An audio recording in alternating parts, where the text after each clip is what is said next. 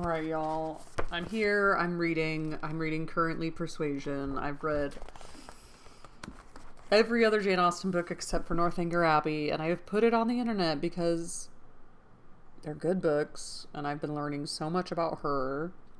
Happy 250th to Jane Austen. It's such a crazy world to get involved in.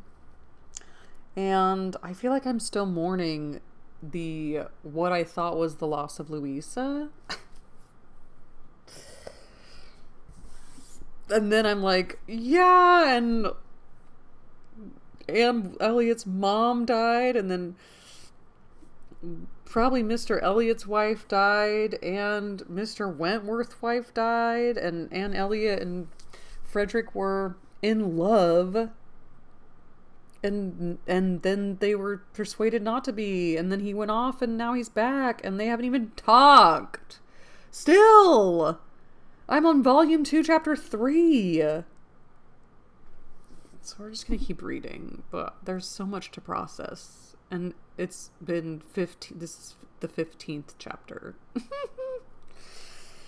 Sir Walter had taken a very good house in Camden Place, a lofty, dignified situation, such as becomes a man of consequence, and both he and Elizabeth were settled there much to their satisfaction.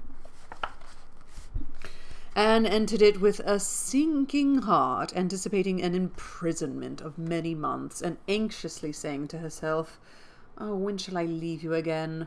A degree of unexpected cordiality, however, in the welcome she received did her good. Her father and sister were glad to see her, for the sake of showing her the house and furniture, and met her with kindness.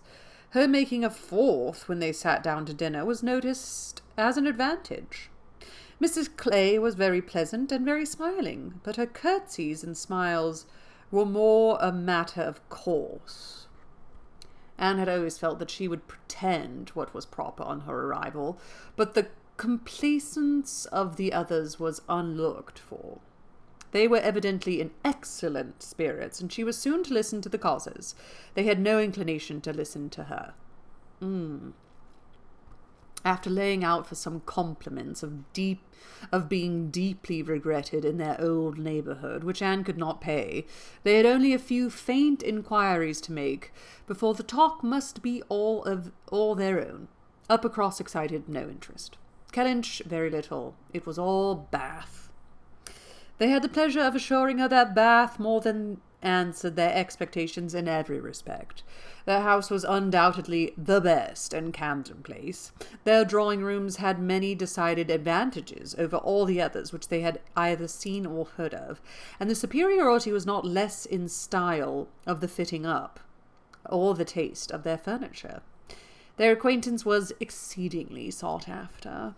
Everybody was wanting to visit them. They had drawn back from many introductions and were still perpetually having cards left by people of whom they knew nothing. Here were funds of enjoyment. Could Anne wonder that her father and sister were happy? She might not wonder, but she must sigh that her father should feel no degradation of his change. She should see nothing in regret in the duties and dignity of the resident landholder. Should find so much to be vain of in the littlenesses of a town. And she must sigh and smile, and wonder too, as Elizabeth threw open the folding doors, and walked with exultation from one drawing-room to the other, boasting of their space, at the possibility of that woman who had been mistress of Kellynch Hall, finding extent to be proud of between two walls, perhaps 30 feet asunder. But this was not all which they had to make them happy. They had Mr. Elliot, too, and had a great deal to hear of Mr. Elliot. He was not only pardoned, they were delighted with him. He had been in Bath about a fortnight. He had passed through Bath in November in his way to London, when the intelligence of Sir Walter's being settled there had of course reached him, though only 24 hours in the place, but he had not been able to avail himself of it. But he had now been a fortnight in Bath, and his first object on arriving had been to leave his card in Camden Place, following it up by such assiduous endeavours to meet, and when they did meet, by such great openness of conduct, such readiness to apologize for the past, such solicitude to be received as a relation again, that their former good understanding was completely re-established. They had not a fault to find in him. He had explained away all the appearance of neglect on his own side. It had originated in misapprehension entirely. He had never had an idea of throwing himself off, and he had feared that he was thrown off, but knew not why, and delicacy had kept him silent. Upon the hint of having spoken disrespectfully or carelessly of the family and the family honours, he was quite indignant. He, who had ever boasted of being an Elliot, and whose feelings as to connection were only too strict to suit the unfeudal tone of the present day. He was astonished indeed, but his character and general conduct must refute it. He could refer Sir Walter to all who knew him, and certainly the pains he had been taking on this, the first opportunity of reconciliation, to be restored to the footing of a relation and heir presumptive, was a strong proof of his opinion on the subject. The circumstances of his marriage, too, were found to admit of much extenuation. This was an article not to be entered on by himself, but a very intimate friend of his, a Colonel Wallace, a highly respectable man, perfectly the gentleman, and not an ill-looking man, Sir Walter added, who was living in very good style in Marlborough Buildings, and had, at his own particular request, been admitted to their acquaintance through Mr. Elliot, had mentioned one or two things relative to the marriage, which made a material difference in the discredit of it. Colonel Wallace had known Mr. Elliot long, had been well acquainted also with his wife, had perfectly understood the whole story. She was certainly not a woman of family, but well educated, accomplished, rich, and excessively in love with his friend. There had been the charm, she had sought him. Without that attraction, not all her money would have tempted Elliot, and Sir Walter was, moreover, assured of her having been a very fine woman. Here was a great deal to soften the business, a very fine woman with a large fortune in love with him. Sir Walter seemed to admit it as complete apology, and though Elizabeth could not see the circumstance in quite so favourable a light, she allowed it to be a great extenuation. Mr. Elliot had called repeatedly and dined with them once, evidently delighted by the distinction of being asked. For they gave no dinners in general, delighted in short by every proof of cousinly notice, and placing his whole happiness in being on intimate terms with Camden Place. But his wife died, right? I mean, nobody has really said that out loud. Anne listened, but without quite understanding it. Allowances, large allowances, she knew must be made for ideas of those who spoke. She heard it all under embellishment. All that sounded extravagant or irrational in the progress of reconciliation might have no origin but in the languages of the realtors. Still, however, she had the sensation of there being something more than immediately appeared in Mr. Elliot's wishing, after an interval of so many years, to be well received by them. In a worldly view, he had nothing to gain by being on terms with Sir Walter, nothing to risk by a state of variance. In all probability he was already the richer of the two, and the Kellynch estate would as surely be his hereafter as the title. A sensible man, and he had looked like a very sensible man. Why should it be an object to him? She could only offer one solution. It was, perhaps, for Elizabeth's sake. There might really have been a liking formerly, though convenience and accident had drawn him a different way, and now that he could afford to please himself, he might mean to pay his addresses to her. Elizabeth was certainly very handsome, with well-bred, elegant manners, and her character might never have been penetrated by Mr. Elliot, knowing her but in public, and when very young himself. Her temper and understanding might bear the investigation of his present keener time of life was another concern, and rather a fearful one. Most earnestly did she wish that he might not be too nice or too observant if Elizabeth were his object, and that Elizabeth was disposed to believe herself so, and that her friend Mrs. Clay was encouraging the idea, seemed apparent by a glance or two between them, while Mr. Elliot's frequent visits were talked of. Anne mentioned the glimpses she had had of him at Lyme, but without being much attended to. Oh, yes, perhaps it had been Mr. Elliot. They did not know. It might be him, perhaps. They could not listen to her descriptions of him. They were describing him themselves, Sir Walter especially. He did justice to his very gentlemanlike appearance, his air of elegance and fashion, his good-shaped face, his sensible eye, but at the same time must lament his being very much underhung. A defect which time seemed to have increased, nor could he pretend to say that 10 years had not altered almost every feature for the worse.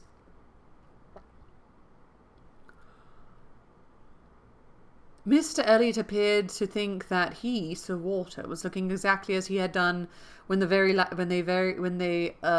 last parted, but Sir Walter had not been able to return the compliment entirely, which had embarrassed him. He did not mean to complain, however. Mr. Elliot was better to look at than most men, and he had no objection to being seen with him anywhere. Mr. Elliot and his friends in Marlborough Buildings were talked of the whole evening. Colonel Wallis had been so impatient to be introduced to them, and Mr. Elliot so anxious that he should. And there was a Mrs. Wallis, at present only known to them by description, as she was in daily expectation of a confinement.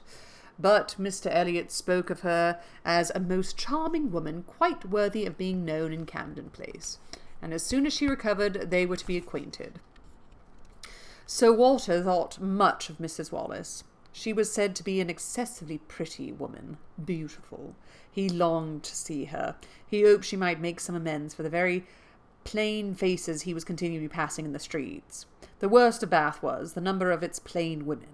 He did not mean to say that there were no pretty women, but the number of the plain was out of all proportion. He had frequently observed as he walked that one handsome face would be followed by 30 or 35 frights. Oh my God. Bath is filled with a bunch of twos, huh? Okay. Yikes. Frights? 35 frights? Oh my gosh. Okay. And once, as he had stood in a shop in Bond Street, he had counted 87 women go by, one after another, without there being a tolerable face among them. It had been a frosty morning, to be sure, a sharp frost, which hardly one woman in 1,000 could stand the test of. But still, there certainly were a dreadful multitude of ugly women in Bath. Oh my God. And as for the men, they were infinitely worse. Such scarecrows as the streets were full of. It was evident how little the women were used to the sight of anything tolerable by the effect which a man of decent appearance produced. He had never walked anywhere arm in arm with Colonel Wallis. He had never walked anywhere arm in arm with Colonel Wallis, who was a fine military figure, though sandy-haired, without observing that every woman's eye was upon him. Every woman's eye was sure to be upon Colonel Wallis. Modest Sir Walter. He was not allowed to escape, however. His daughter and Mrs. Clay united in hinting that Colonel Wallis's companion might have as good a figure as Colonel Wallis, and certainly was not sandy-haired. "How is Mary looking?" said Sir Walter, in the height of his good humour. "The last time I saw her, she had a red nose, but I hope that may not happen every day." "Oh, no, that must have been quite accidental. In general, she has been in very good health, and very good looks since Michaelmas. If I thought it would not tempt her to go out in sharp winds and grow coarse, I would send her a new hat and pelisse." Anne was considering whether she should venture to suggest that a gown or a cap would not be liable to any such misuse, when a knock at the door suspended everything. The knock at the door, and so late! It was 10 o'clock. Could it be Mr. Elliot? They knew he was to dine in Lansdowne Crescent. It was possible that he might stop in his way home to ask them how they did. They could think of no one else. Mrs. Clay decidedly thought it was Mr. Elliot's knock. Mrs. Clay was right. With all the state which a butler, a footboy could give, Mr. Elliot was ushered into the room. It was the very same man, with no difference but of dress. Anne drew back a little, while the others received his compliments, and his sister his apologies for calling at so unusual an hour, but he could not be so near without wishing to know that neither she nor her friend had taken cold the day before, etc., etc., which was all as politely done and as politely taken as possible. But her part must follow then. Sir Walter talked of his youngest daughter. Mr. Elliot must give him leave to present him to his youngest daughter. There's no occasion for remembering Mary, and Anne, smiling and blushing very becomingly, showed to Mr. Elliot the very pretty features which he had by no means forgotten, and instantly saw, with amusement, at his little start of surprise, that he had not been at all aware of who she was. He looked completely astonished, but not more astonished than pleased. His eyes brightened, and with the most perfect alacrity he welcomed the relationship, alluded to the past, and entreated to be received as an acquaintance already. He was quite as good-looking as he had appeared at Lyme. His countenance approved by seeking, and his manners were so exactly what they ought to be, so polished, so easy, so particularly agreeable, that she could compare them in excellence to only one person's manners. They were not the same, but they were perhaps equally good. Frederick. He sat down with them and improved their conversation very much. 10 minutes were enough to certify that his tone, his expression, his choice of subject, his knowing where to shop, it was all the operation of a sensible, discerning mind. As soon as he could, he began to talk to her of Lyme, wanting to compare opinions respecting the place, but especially wanting to speak of the circumstance of their happening to be guests in the same inn at the same time, to give his own route, understand something of hers, and regret that he should have lost such an opportunity of paying his respects to her. She gave him a short account of the party and business at Lyme. His regret increased as he listened. He had spent his whole solitary evening in the room adjoining theirs, had heard voices, mirth continually, thought they must be a most delightful set of people, longed to be with them, but certainly without the smallest suspicion of his possessing the shadow of a right to introduce himself. If he had but asked who the party were, the name of Musgrove would have told him enough. Well, it would serve to cure him of an absurd practice of never asking a question at an inn, which he had adopted, when quite a young man, on the principle of its being very ungenteel to be curious. The notions of a young man, or of 1 or 2 and 20, said he, as to what is necessary in manners to make him quite the thing, are more absurd, I believe, than those of any other set of beings in the world. The folly of the means they often employ is only to be equally the folly of what they have in view. But he must not be addressing his reflections to Anne alone, he knew it. He was soon diffused again among the others, and it was only at intervals that he could return to Lyme. His inquiries, however, produced at length an account of the scene she had been engaged in there, soon after his leaving the place. Having alluded to an accident, he must hear the whole. When he questioned, Sir Walter and Elizabeth began to question also, but the difference in their manner of doing it could not be unfelt. She could only compare Mr. Elliot to Lady Russell, in the wish of really comprehending what had passed, and in the degree of concern for what she must have suffered in witnessing it. He stayed an hour with them. The elegant little clock on the mantelpiece had struck 11 with its silver sounds, and the watchman was beginning to be heard at the distance telling the same tale, before Mr. Elliot or any of them seemed to feel that he had been there long. Anne could not have supposed it possible that her first evening in Camden Place could have passed so well.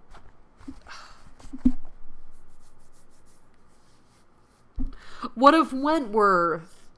Oh my God, is Mr. Elliot going to fall in love with her? And then she's going to have to decide, she's really going to have to be like, no, I like Captain Wentworth. And Wentworth is going to have to be like, no, I like Anne Elliot. They're going to have to not be persuaded. What's going to happen? Oh my God. This is the most suspenseful book I've ever read. That's not true. Hunger Games was very suspenseful. Lord of the Rings was very suspenseful. Never mind. It is very suspenseful for the time. Happy reading to you all, and I simply can't put down the book. I'm going to read one more chapter today, and that's it. Happy reading, and ta-ta.